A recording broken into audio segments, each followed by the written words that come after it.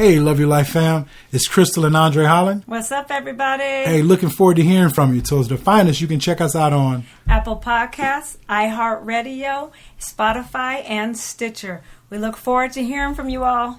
Yeah, we came a long way, and that's what the songs say. And I can do all things. I can do all things. Yeah, I can do all things. Yeah, we came a long way. Hey, Love Your Life family. Welcome back to another Loving Your Life podcast. It's your sis, Crystal. What's going on, fam? It's your brother Andre. We're excited to be with you today. And we are back at you with another discussion about loving your life. So what's up, baby? How you doing? I'm doing well. Obviously, just, kind of taking a look at everything that's going on. Obviously, news, and et cetera, et cetera. One of the big things that we're dealing with here in Arizona, obviously, babe, is just COVID-19 cases. Looking at some reports stating that it's been a spike in cases. So obviously that's affecting, potentially may affect, different cities within Arizona and different businesses. We shall see. But I'm doing well. Excited for today. Another day to be productive and get better. What about you, babe? How you doing? Baby, still dealing with some residual. Audience, your girl got food poisoning and it was rough.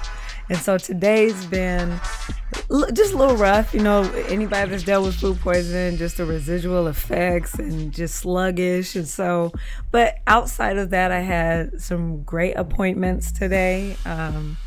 Thankful for virtual appointments. No, that's great. Not having to get up and to go anywhere, especially after feeling kind of like, ugh. But other than that, it's been a pretty productive day. But that's good, you know what I'm saying? Because, baby, I'll take care of you, girl. I know you will. So you need some tea. You need some, what you need? Now, I'll take care of you. Yeah. But I'm glad you are feeling better. Obviously, I could tell you were not feeling well at all. But definitely glad you're feeling better. And excited about today, babe. So let's jump into this. All right. I'm going to give it to you. I'm going to throw the baton to you. What do you want to talk about? And what do you think would be a good, good topic? I have some thoughts, but just kind of share with me what's on your heart. Just kind of looking at the day and, like I said, just being uncomfortable, having to kind of press through it. And so today I've been like, what are the benefits of being uncomfortable? And it's like the benefits of being uncomfortable. The benefits, because okay. It's so easy to focus on the discomfort because you have to force yourself to find the benefits. You really, really do. It's and that's not easy when the discomfort seems to overshadow you and just trying to muster through the day, especially when the discomfort is big. And so, I'm talking about a low level discomfort. Ate something, didn't sit right with my stomach, jacked me up for the night. But at the same time, I have to muddle through the discomfort, still have the responsibilities of being a wife, a mom, business owner, so on and so forth. And so, you can still have a productive day and be in a place of discomfort.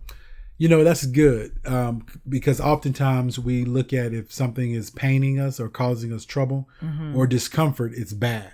Right. But to your point, there are benefits in being uncomfortable and being in uncomfortable situations, facing challenging times. So that's a very good point. And I think many times, just thinking about that, babe, I think many times people overlook it.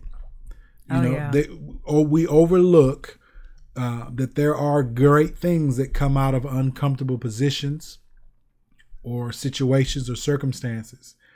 And so, man, I'm processing as you said that, but there's so much can come out of it. Even like, let's say, growing up in sports, football and so forth. Just think about it. Something as tangible as lifting weights. I remember, in college, we lifted weights, 2 to 3 hours a day, 4 days a week, all year long, with the exception of winter break, spring break, but, and I remember going into college as a freshman, just the weight, the amount of weights and lifting and just, the pain, the sore muscles, the fatigue. But I remember 7 months into my freshman year, coming back home to visit, and I was 25 pounds heavier. Wow. And it was all muscle. Man. And that was the result of, lifting weights, heavy weights, 4 days a week for 3 hours a day. And so, and that's a tangible way that it was very uncomfortable, painful. And truth be told, at times you think like, man, this is too much. I want to quit. Mm-hmm. And so, but the benefit of it was obviously my body was bigger, stronger. I was able to, take more hits and dish out more hits on the football field. Mm-hmm. And because of that increased muscle mass, my body was able to heal quicker. And you're not as injury prone, especially a sport like football. One of the main reasons you lift weights is because, again, you're not as injury prone. When you get hit, you're able to take more of the pounding when you're muscular versus if you're not. And so that's a huge benefit. So that makes me think of a tangible, something tangible in regards to the benefits of being uncomfortable. But babe, a big point too, which I think is so profound and needed in this time. I think about the benefits of being uncomfortable when it comes to conversations. Yeah, definitely. There are so many conversations that need to be had, but many times we avoid the conversations because it's fearful. We're worried about the other person's, how they're going to take it, mm-hmm. or it's a source of anxiety or fear for us. It makes us uncomfortable. We're not confident. And so I think communication is huge. I think even today, when we're dealing with protests and so forth, think about it. It would be easy for everyone to go in their little corners and live in their life separate versus coming to the table, truly conversing, sharing one another's heart and experiences with the goal of working towards meaningful change. So yeah, man, I think communication is huge when it comes to the power of being uncomfortable for the sake of meaningful dialogue. I love how you used the example of you in college and the weight training and the mm-hmm. expanding of the muscles.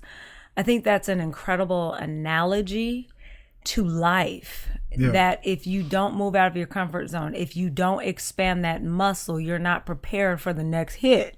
Right. I love that's good. Okay. that analogy. And so it's important to be uncomfortable. It's important that these muscles are being expanded and stretched and going beyond a comfort level. And comfort zones are so dangerous. And I get it, people get in their routines and, it's like, okay, we do this at this time. And it feels good to have a routine and a good system going, but routines can be dangerous as well. My case in point, what happens when you drive the same route home every single day? Eventually, you're not thinking about it anymore. You're not like, oh, I need to turn left here. It's just automated. And so when you get in this automated zone, you forget what's around you. You can tune out to the beauty that's around you. And think about how many marriages have gotten in this routine. They take the same route in conversation, same route in conversation, and then all of a sudden they're bored or they're nitpicking about petty stuff because they're not challenging each other. They're not having conversations beyond how was your day? What are we eating? Let's have sex. Well, but even, man, that's really good too, because I think about when you mention you get in these routines, and all routines are not bad. However, if you are so oriented with your specific routine, you deny other people the opportunity to disrupt your routine with helps that you may need. Think about it. If you get so focused on this, just the way I do things, then you will never allow someone to show you a better way to do this, to do whatever you're doing. Man. And so again, that really speaks to robbing yourself or denying yourself of potential opportunities. And so when you don't communicate, because you're uncomfortable about the conversation that needs to be had. So you refrain from having the conversation. You're robbing yourself to learn something that you don't know. And you're robbing the other person or the people that you should be talking to. You're robbing them of the benefit of learning something that you have to share with them. Which, man, I really think speaks to the heart of God. Coming to the table, dealing with stuff face to face, head on. Unity doesn't mean everyone does exactly the same thing and believes the exact same thing. But being able to agree to disagree on certain points, but also being able to find that common ground and how to move forward without degrading, disrespecting, belittling one another. Yeah. And so I want to challenge, man, this is good. I think this is awesome, babe. Just challenge people to, look for the benefits of being uncomfortable. And we highlighted, communication, routine. I mean, man, that's, and I said, even in marriage, babe. Yeah. I mean, conversations we've had to have, things that we've had to face. It increased because of these experiences and these conversations and things we had to face, even though it was uncomfortable. It increased the depth of our love for one another. It drew us closer. It allows us to experience the depths of one another at a whole new level. Right. Yeah. Right. So, that's it's really powerful. And another thing that I look at when it's comfort zones, I also look at it as a form of poverty. And stick with me. Like when you are always comfortable, you're in your routine, you're not doing anything new, you're not adding to your toolbox. Right. And so it's like you're stuck in your corner, as you mentioned before, kind of utilizing what you have and you're holding on to it, knuckles red, holding on to it, afraid to do something new. That's a form of poverty. Yeah. And then you don't learn anything new and it's not forcing you to grow.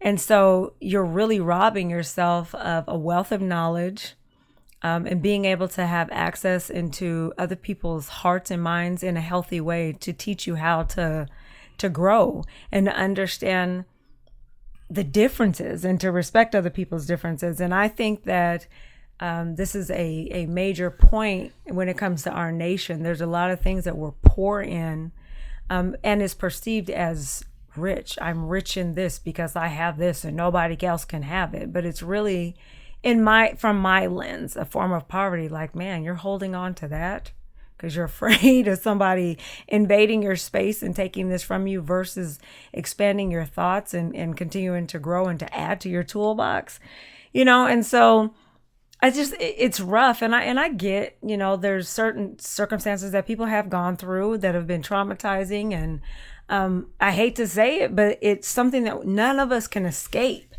And so you have to get to a point where, as we've said before, little by little, bit by bit, getting your foot out there and getting uncomfortable and learning to share your story and then getting a wealth of information and adding tools to your toolbox in order for you to be successful. And here's the thing also, like scientifically, there are certain neurons that are activated when you do something new. Right. And your brain, it doesn't even activate these neurons until you do something new. And so if you are that person today that's like, my life sucks, I'm not doing anything, right, nothing's working out for me, you have to raise the question, are you in a routine? Are you stuck? Do you run from challenges? You have to answer those questions. Are you safe? Do you play it safe all the time to stay in your comfort zone? If that is you, there's the answer to your question. There's certain parts of your brain that can't even release the dopamines that you need to enjoy life because you are stuck in a routine. And so it's vital to have new experiences, new conversations. And so I believe that this is a major issue, and it definitely comes to the heart of the issue that's going on with our nation that has been so sick, dealing with racism, not coming to the table, not having conversations, not inviting somebody that doesn't look and sound like you to the table to grow and to understand their culture and get an understanding and begin to love people for who they are and listen with an empathetic ear. And it's really, just poor relationships. And so I could go on and on about that, but it's just, some of the things that are just minimized. Well, but even again, man, this is very deep and really, as you're talking, I'm listening and just really making connections. And so, you think about the benefits of being uncomfortable. We've said, part of loving your life is finding your voice, which deals with being uncomfortable, but still being able to talk about what's going on. Mm-hmm. Being able to say I'm hurting, being able to say, I love you, being able to say I forgive you, being able to say, basically being able to communicate how you feel and what you need, right, and what you're striving for. And if you're being hurt, how you're being hurt. Part of loving your life is self-advocacy. Mm-hmm. Loving your life enough to speak up on your behalf.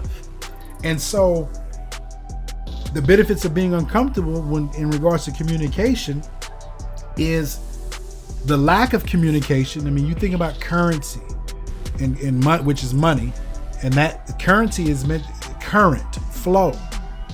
And so a closed mouth don't get fed. Right. Ties directly into, if you're not opening up your mouth and communicating, people don't know how to help you. People won't know what you're in need of. People may not even be aware that they're hurting you. Right, that's good. Or your silence could be encouraging them that it's okay to keep hurting you. Mm-hmm. And so loving your life, it really is about empowering you by placing a value on yourself and understanding that value to the point where you are advocating for yourself. And at times, you may not be able to advocate for yourself, but you may be able to talk to someone else who can advocate for you if you're at a point where you're too weak or you need some additional assistance. Right. That's right. Wisdom. Having someone else, in addition to you talking about what you need, but having someone else in your corner that can help you. And that's connect also you to the resource. Right, loving your life. So man, I'm making so many connections as we talk about, the benefit of being uncomfortable. And then again, action steps would be just challenging yourself to not allow discomfort to discourage you. Right. Man. Don't allow the discomfort to discourage you, because there is beauty that's produced out of the depths of discomfort when you keep it moving, when you keep pushing. And every great thing that has ever been created, everything that is of worth, there's been a cost. That's good. And I truly believe there are things that someone is at the cusp of continually doing great things, but it's costing you the discomfort of being alienated from, quote unquote, some of your friends. And even as you just listening to you as well, knowing that when you come to the table to have a discussion with somebody and you don't want to be perceived as a certain way, that could be some pride. But even with that, knowing that when you put yourself out there, you may be the first. Right. To begin to tear down these walls. And there's been times where I've had to go in rooms and have conversations that I didn't feel confident about it. And one of the segues for me was just saying that, like, hey, I'm here to have a conversation. I really don't know where this is going to go, but I'm asking you to hear my heart. And I think even that ties into you didn't feel confident because many times you didn't feel comfortable. Yeah. Yeah. And so being able to just say how you're feeling, it's not necessarily for the other individual, but being able to put it out there like, look, I don't have to be perfect. I don't have to come in here and know exactly how things are going to go, because that's not real. And you can't avoid domineering personalities, people that are very abrasive. People are going to be people. The only thing that you're responsible for is you. But being able to encourage yourself, man, that you're stepping out, you had the conversation, even if it wasn't the outcome that you would have liked, you pressed through and you flexed a muscle that was weak. And it's like, okay, I got through it. They still suck, but you know what, right. But just because they may not have done or said what you want them to doesn't mean it wasn't successful. You did something that you felt like you couldn't do, and being able to celebrate that, I think, is crucial. Mm-hmm. You know, I remember years ago when, you know, my health began to decline, and it was scary, and seeing all these doctors, and some doctors giving the worst case scenario, and that's all I ever heard. And then going to a doctor, this was the 15th doctor I had been sent to. And I was exhausted, got in there, hated to just say the same old mess over again, and was just nauseated, was so completely nervous, very uncomfortable, which is what we're talking about today. Right. And so, you know, he looked over my paperwork, and finally, you know, I just really felt God say, just tell him how you feel. And that was exactly what I did. And it was uncomfortable. I felt weak telling him that I felt weak. And, but it really helped him to know how to lend his services to me. And I was received with a spirit of love and comfort and truth. And so a lot of the things that I was internally wrestling with was my past experiences. Right. And so going into a new meeting with a new individual, I was expecting the same results. But the fact that you know, basically went through being uncomfortable, mm-hmm. you didn't allow that to stop you from speaking, and that opened up your doctor's eyes so that he could truly be of help to you. And I don't mean sympathy, but not empathy, but also a treatment plan that was needed mm-hmm. and right for you. Right. Yeah. And my husband was there with me. It was something I knew I couldn't do alone. Yeah. And I was open and very vulnerable with my husband. I was like, I can't do this. And he was there to support me. And where I felt fragile, I could lean into his strengths. And he was able to advocate for me in those areas that I just couldn't, because I was so fragile in certain areas. Which, you know, again, this, you know, another connection I'm making is just the importance of maturity and being uncomfortable. Yeah. Because we talked about that there are for sure times you need to know when to let go. That's just wisdom. Yes. For sure. But there's a time for everything. So just like there's a time you need to let go, as we discussed, you know, a couple of days ago, there are times where you need to, for the sake of maturing, you need to stick to what you're working on and go through the discomfort or being uncomfortable. Mm-hmm. Because it's developing muscles in you that need to be strengthened. Yeah. And so, I mean, I sit and think about, you know, leadership or being able to lead people or manage people in some type of leadership capacity. It takes patience. It takes communication. And as humans, we're not just born with these characteristics and attributes. Most of these have to be developed. Yeah. And the only way we develop them is through experiences. I mean, obviously you can study book knowledge, but true implication or true implementation is, you know, you need to have hands-on experience in order to develop those skill sets. And life is our greatest teacher. Right. So through experiences, trial and error, through learning, struggling through oftentimes how to communicate, how to display patience when you're frustrated with people you may be living with, supervising, or working with, you have to be put in uncomfortable situations where that situation forces you to be patient. That's good. Or better yet, lends you the opportunity to experience how to be patient. You know, that opportunity that situation lends you the uncomfortable process of learning how to talk with respect, even though you're angry and you feel like cursing and yelling at someone. Yeah, yeah. You know what I'm saying? So if you think about it, it really ties directly and correlates to maturity. It does. You know, if you run every time stuff gets difficult, you're robbing yourself also of opportunities to mature. And again, wisdom is knowing when. There is a time for everything.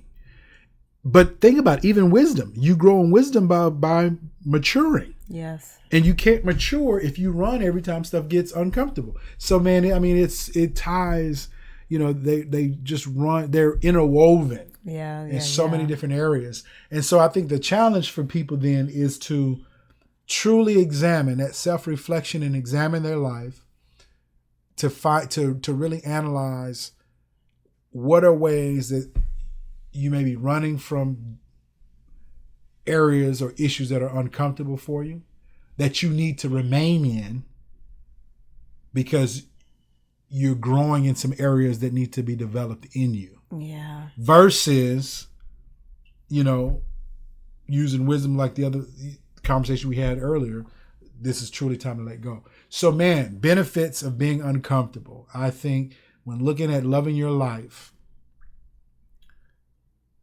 everyone, you owe it to yourself. I mean, think about it. As people, we owe it to ourselves to love our life enough to be uncomfortable when that uncomfortability is the very method that we need to mature us. And it's huge. To develop us. Because even as you say that, babe, there are a lot of places and dreams that all of us as human beings desire to have one day. Yeah. And running from discomfort, running from the maturity process makes you ill-equipped for what you say you want. Right. What do you think about that? Yeah. No, and you know what? Even as you say that, say that again, because I have a comment. Say that one more time. That was good, girl. Running from what makes you uncomfortable and complaining about it, seeking an escape from it, keeps you from being ill-equipped for the very thing that you say you want. And so I remember, growing up, I was very reserved and shy in a lot of ways. And as I got older, I realized it had to do with some of my own insecurities. But I remember in college, I think it was my freshman or sophomore year, I was in a speech class. Mm-hmm. And part of for speech, we had to give speeches in front of what felt like 300. It probably was about 80 or 90 people, but a large crowd. And so I fast forward through those experiences, and it was very uncomfortable. They teach you how to give speeches, and we practiced, and we had so many throughout the year. Now, mind you, I'm a freshman or sophomore. I'm in another state, very uncomfortable environment. Had great experiences overall at the university I went to, but it was very uncomfortable. At that time, I was one of the few black people in the class. And I was dealing with my own insecurities. Mm-hmm. So you combine all of that, my own insecurities, shy and reserved, and I'm dealing with being one of the only black people in the class. I was very uncomfortable. Yeah. However, I had a desire to be a leader in various capacities, mm-hmm. which requires me to be able to talk in front of people. And so I just remember those speech classes and the times that I was called and had to do a speech, and how I felt nervous the night before, during, get the dry mouth.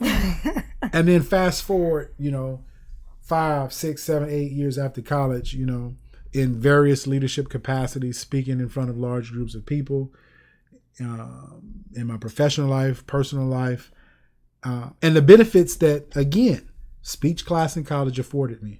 Yes. It gave, or speak how what it afforded me. Mm-hmm. Those classes in college for me definitely was the maturing grounds that I needed so that I could learn how to articulate myself clearly in all types of settings. Yeah. Now imagine how I would have robbed myself from my skill set, financially, leadership capability, had I ran from those speech classes and took an alternative to speech. Yeah. So man, that's powerful. It is. Being able to confront your fears by taking advantage of the benefits of being uncomfortable, mm-hmm. so that you can grow. That's huge. Yeah, man. Well, this has been good, babe. It's something that is an ongoing process. It's something that we all have to continue to walk through in life, because we are going to be in uncomfortable situations. It's inevitable. It's something you can't escape. So the beauty of it that I would definitely say is when you journey through uncomfortable seasons, you meet God in those seasons. Mm-hmm. And he talks to you and leads you and connects you with those that'll help shape you and pour wisdom into you along the way. And so I just want to encourage you all to be intentional about loving your life enough to be provoked and to find the benefits in your seasons of being uncomfortable. That's awesome. So it's been real, babe. Hey, listen, we enjoyed you all. Baby, tell them where they can check us out at. You can check us out on Apple Podcasts, iHeartRadio, Google Podcasts, Spotify, Stitcher, and YouTube. Thank you all again so much for tuning in. We love you. God bless. Peace. Shout to the city that raised me. Shout to the people that made me. I'm from the 80s. I don't think mumbling wavy. I grew up black on a Jay-Z. Maybe I'm crazy. I ain't been wondering lately. Feel like it's there for the taking. Feel like I'm good with the changes. Know who I am. And that's the most dangerous state. Hey, Love Your Life fam. It's Crystal and Andre Holland. What's up, everybody? Hey, looking forward to hearing from you. So, as the finest, you can check us out on Apple Podcasts, iHeartRadio, Spotify, and Stitcher. We look forward to hearing from you all.